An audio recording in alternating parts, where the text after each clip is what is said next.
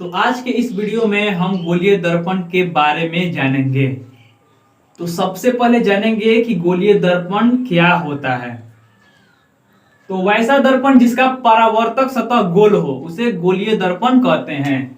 गोलीय दर्पण, ये गोलीय दर्पण हो गया। जैसे जैसे आपने गोली खेला होगा बचपन में, गोली खेलते हैं ना, टाना, देहाती में टाना बोलते हैं जिसे, टाना या हिंदी में कांचा बोलते हैं। आपने देखा होगा, वही गोलीय दर्पण है। ठीक है, तो वैसा दर्पण जिसका परावर्तक सतह गोल हो उसे गोलीय दर्पण कहते हैं। या वैसा दर्पण जिसका पृष्ठीय भाग गोल हो, पृष्ठीय भाग गोल हो उसे गोलीय दर्पण कहते हैं। ठीक है, तब इस गोलीय दर्पण के बारे में ही हम जानेंगे कि क्या क्या इसमें होता है। ठीक है, तो सबसे पहले जानेंगे वक्रता केंद्र के बारे में। ठीक है, तो गोलीय दर्पण के केंद्र को वक्रता केंद्र कहते हैं। ये हो गया गोलीय दर्पण, इसका सेंटर पॉइंट, ये गोलीय दर्पण के केंद्र को वक्रता केंद्र कहते हैं।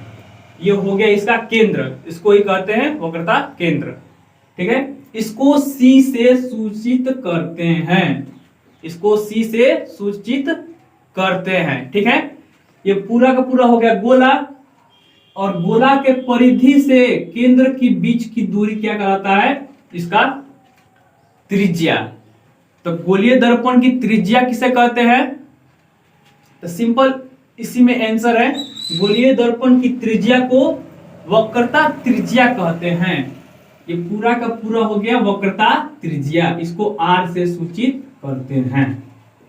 हो गया, आगे बढ़ते हैं। गोलीय दर्पण का ध्रुव, तो गोलीय दर्पण का ये पूरा गोलीय दर्पण हो गया, इसका सतह, सरफेस इसका ये हो गया, पूरा का पूरा सतह हो गया। गोलीय दर्पण के सतह का मध्य बिंदु को ध्रुव कहते हैं। इसका पूरा सतह ये हो गया मध्य बिंदु, मध्य बिंदु को ध्रुव कहते हैं। गोलीय दर्पण के सतह, ये सतह हो गया, सतह के मध्य बिंदु को ध्रुव कहते हैं।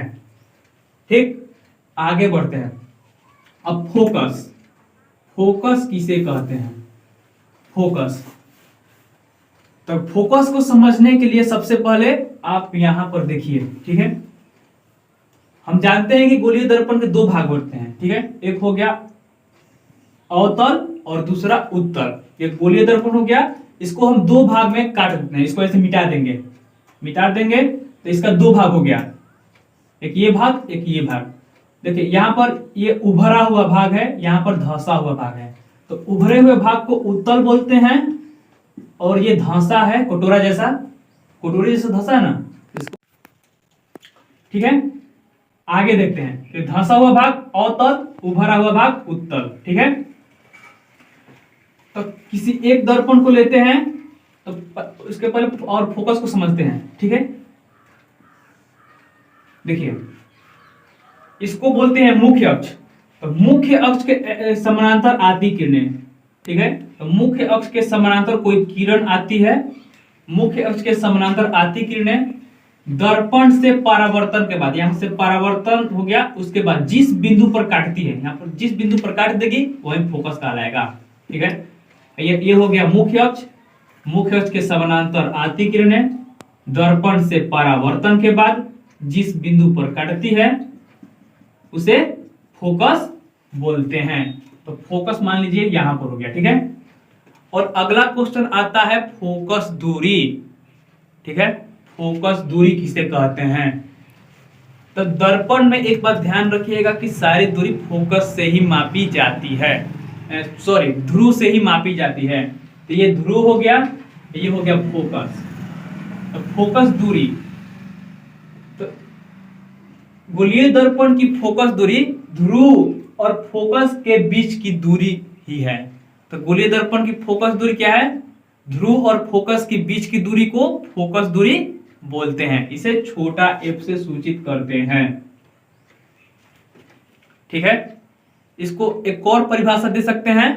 देखिए ये पूरा त्रिज्या हो गया, पूरा त्रिज्या हो गया, इसके आधा भाग फोकस दूरी है, आधा है ना, यहां से P से F, यहां से पूरा आधा।